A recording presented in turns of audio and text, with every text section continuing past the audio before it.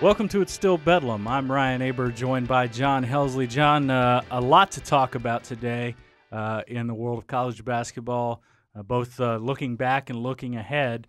We'll start by looking back a little bit and to the game I had last night. Oklahoma seems to be in the record-setting business this year. They had a 39-0 run that set an NCAA record earlier this season against Weber State. Last night held Texas Tech to 36 points, which set a Big 12 record for fewest points allowed in a conference game. Did you get a chance to watch any of it? I did not have a chance to watch any of that.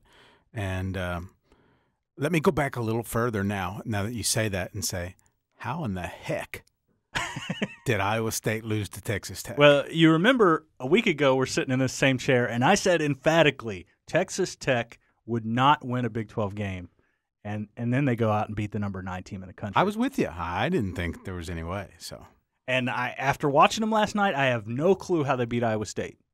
No.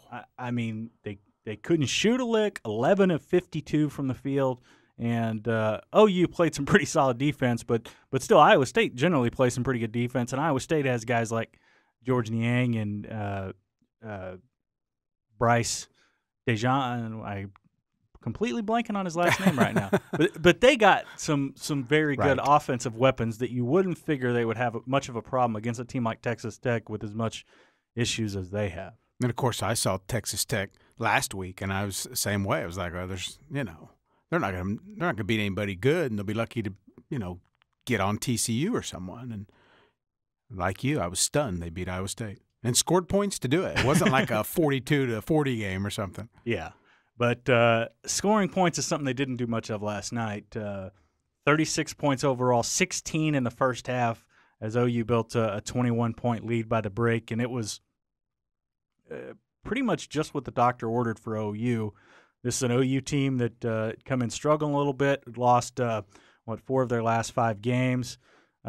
Looked all right at times doing it, but wilted down the stretch in a couple of occasions, got off to rough starts on a couple of other occasions. Last night they just put the pedal down early, held Texas Tech without a field goal for an 8-minute stretch in the first half, and then another 10-minute stretch from late in the first half till well into the second half, and just completely dominated this game from start to finish. Well, and more good news to come out of that game is Isaiah Cousins apparently is okay. Yeah, and that was probably the most encouraging thing for Oklahoma all night, because you lose Isaiah Cousins, you lose a big chunk of your defensive identity. Now, I know Jordan Woodard and Buddy Hield have improved tremendously in their defense from last year to this year. I think especially Buddy Hield. Jordan was solid on defense last year, but Buddy's taken a big step forward. But Isaiah Cousins is the defensive identity of this team.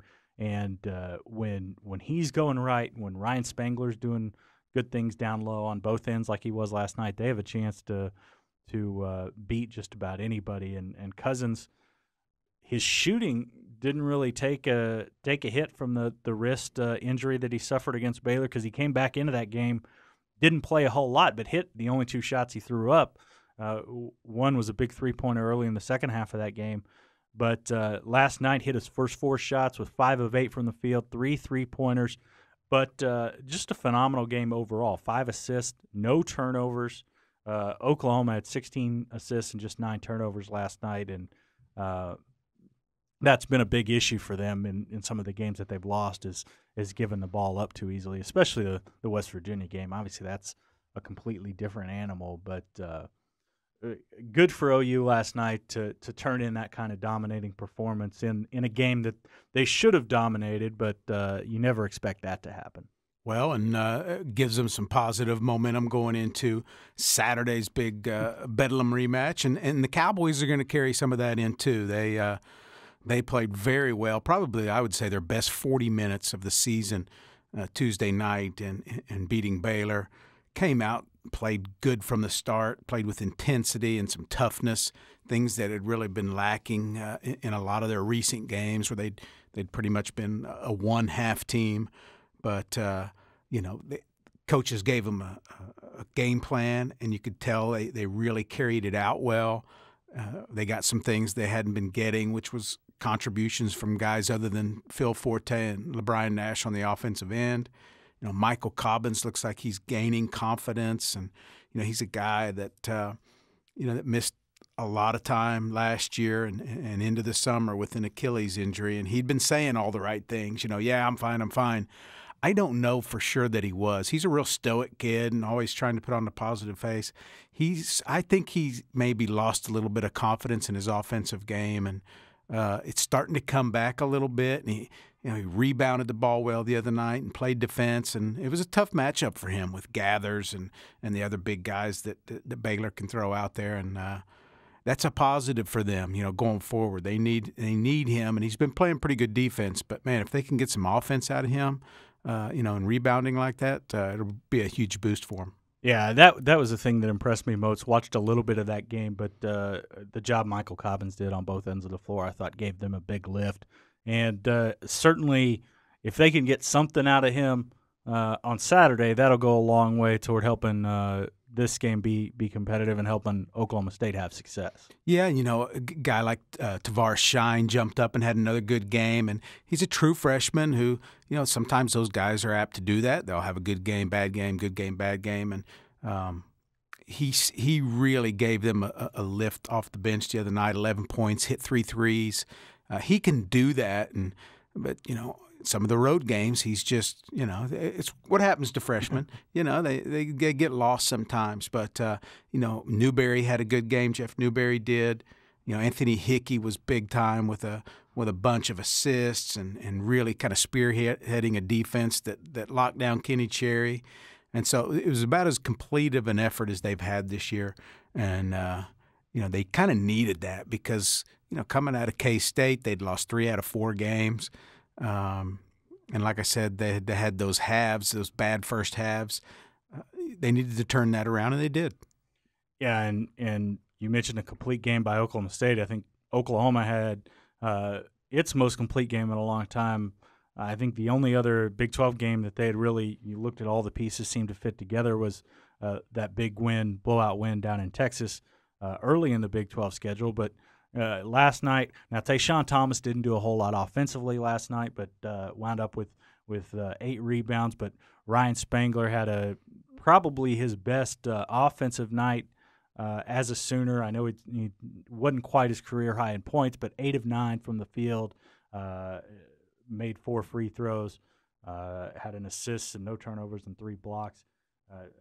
But they also got a lot of protection, a lot of production from the bench, which is something Oklahoma hadn't had at all. I mean, we looked at that last Bedlam game, and goodness, Oklahoma State had 10 players in within the first 8 minutes, I think, something like that. And Oklahoma's played games this year where they've only used 7 players. But last night, Kadeem Lattin had just a fantastic game. With 5 blocks, 4 rebounds, did a lot of good, and his one shot that he made was an emphatic dunk that was probably the photo of the night from our photography department. But and then Frank Booker continues to round into form. I mean, you sort of saw him at his best last year in Bedlam when he hit some shots. Hadn't hit really much of anything this season except for the one UCLA game where he gave him some good production, been struggling with his back, but that seems to be a thing of the distant past now. Hit a couple 3-pointers for the second consecutive game, and if OU can get anything out of their bench, they don't have to stretch leads. All they have to do is be able to maintain, and they certainly did that and a little bit more last night with those guys. So it should be an intriguing matchup on Saturday. All right, so 2 good games, 2 teams with momentum, good developments for both sides. For Bedlam's sake, let's hope both of them play well and we have a intriguing, interesting game to the finish. Cowboys didn't hold up their end of the bargain first time, so hopefully we have something that doesn't cause people to turn the channel on Saturday. Yeah, definitely. We want to be able to hang with people for a full 40 minutes and have them enjoy it, because when that atmosphere in Gallagher-Iba is rocking for Bedlam, it doesn't always rock at Lloyd Noble Center, but it certainly does when Oklahoma State comes to town, when Kansas comes to town. That's not going to be for a while. So let's have a great atmosphere for this state and college basketball, and let's just stick with that for a minute. speaking of this state and college basketball, it hasn't been that long ago that Oklahoma, Oklahoma State, and Tulsa were all, clicking on all cylinders and producing. Obviously, that's fallen off over the last decade or so, as all the three teams have gone through some pretty significant ups and downs. But it's pretty remarkable to me to see the job that Tulsa has done. We both saw them in non-conference. Oklahoma State beat them pretty handily. Oklahoma beat Tulsa up on the road by 19, but Tulsa lost to Southeastern. Yeah, yeah, and that was right after the Southeastern loss that OU beat them. But the way that Frank Haith has turned around this program has just been phenomenal. It has been, and when they lost that game to Southeastern, I was really in mode, for that team, and they had done some good things early, and then hit that stretch where things went against them in a big way. But very impressive what they've been able to do. Kind of taking charge of that conference and posting big wins, and just really playing consistent basketball, and that's going to be good for both Oklahoma and Oklahoma State RPI-wise going forward. Absolutely. Not like they needed much RPI boost playing the Big 12 schedule, but every little bit helps. Absolutely. Especially when it comes to finding favorable seeding lines. Yeah, because, OSU didn't play a great non-conference schedule, but that's going to help them. Maryland, which was a team I'm not sure a lot of people had on their radar when the season began, they've been good. That's going to help OSU. So, the non-conference isn't going to hurt OSU, where at one point you might have thought that could be the case. Yeah, definitely. It looks like, just looking at TU's schedule, that February 7th showdown against SMU looms pretty large for that conference and Tulsa's postseason plans.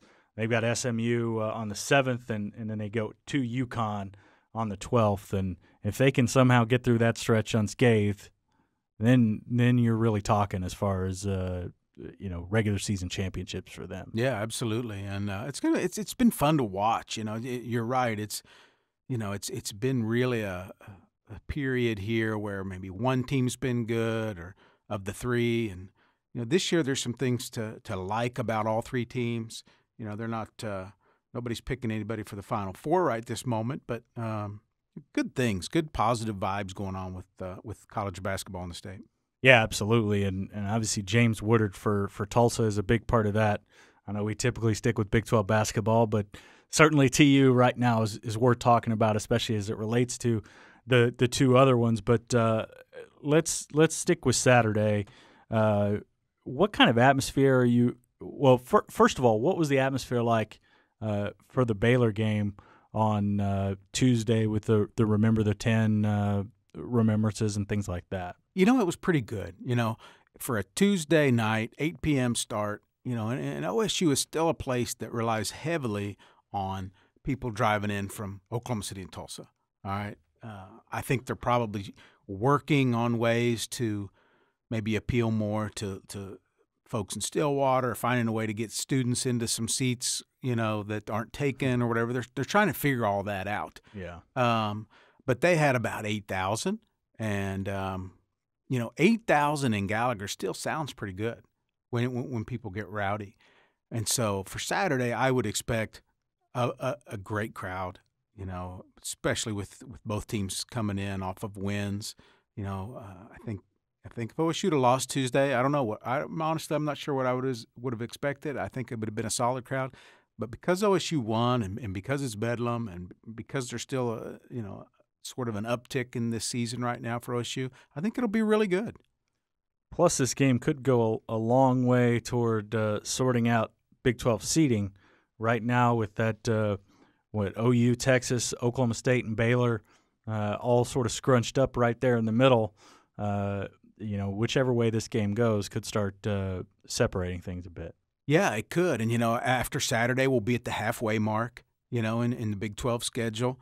And, for each team, this game will really give the first half a certain feel. If OSU can somehow be 5-4 rather than 4-5 after 9 games, I think they feel a lot better about their chances going forward as far as the NCAA tournament.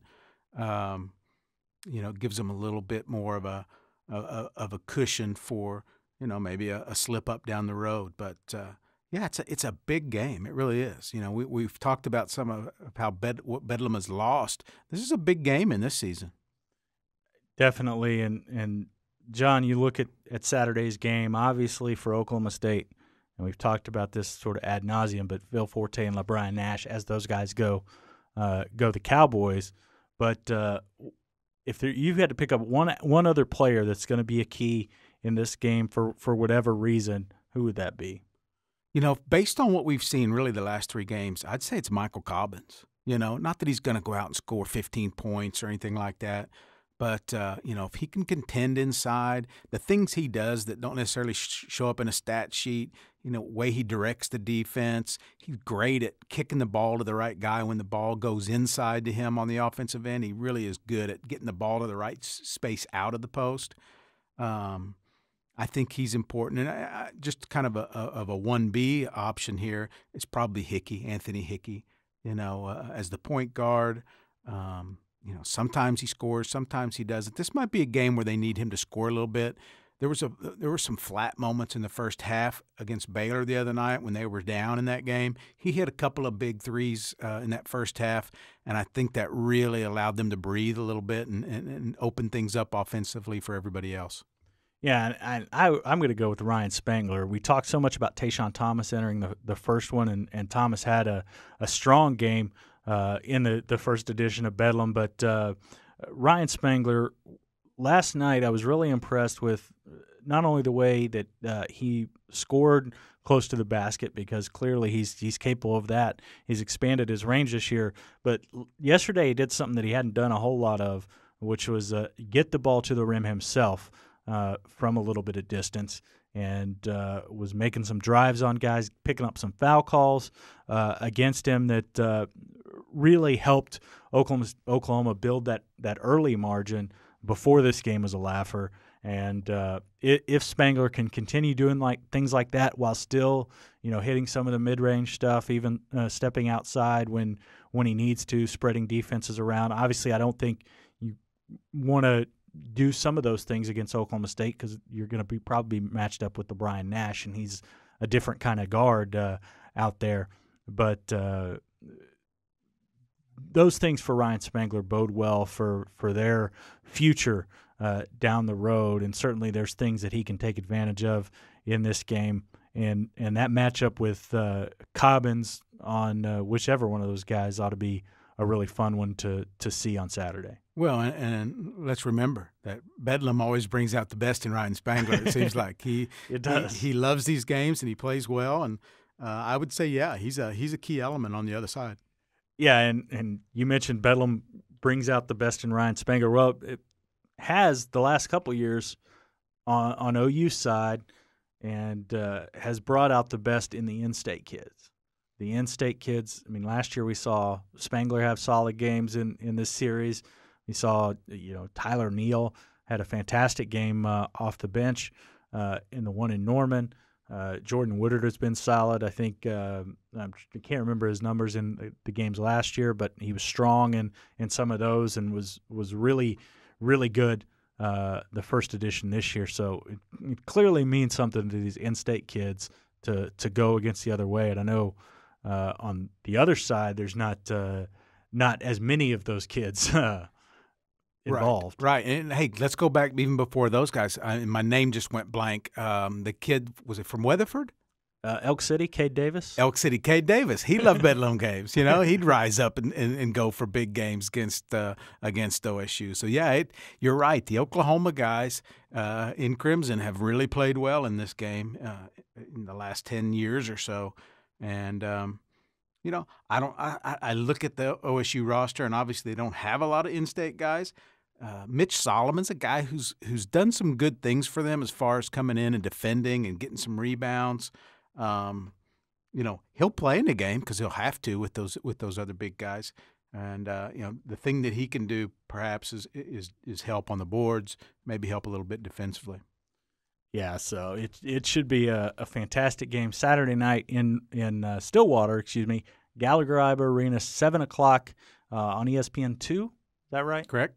All right, so should be a fun one. But that's all the time we have for today. Unless John, is there anything else you can think of? Not anything I can think of other than, hey, if you're a fan and you're in the area, show up for this game. Should be fun. And yeah, if you're a basketball fan in Oklahoma, you need to find a way to make it to this game. So because it's a phenomenal atmosphere. Last year, this game was the first time that I'd ever been to a basketball game in Gallagher Iba Arena. Wow, okay. Which is something that I'm sort of ashamed of, that it took me that long to make that trip. There's a couple times when I had plans to and didn't quite work out, but finally was able to obviously make it up last year for work purposes. But it's a fun place to watch a game. That's right. And so get off the couch. You're going to be on the couch Sunday for the Super Bowl, so get off the couch Saturday, show up, and enjoy some Bedlam. Yeah, it's definitely worth the drive, whether you're in Oklahoma City, Tulsa, or anywhere else in the state. All right. It's still Bedlam. It is still Bedlam. So from now until game day and beyond, you can check out our stuff every day at newsok.com and every morning in the Oklahoman for the best OU and OSU coverage anywhere.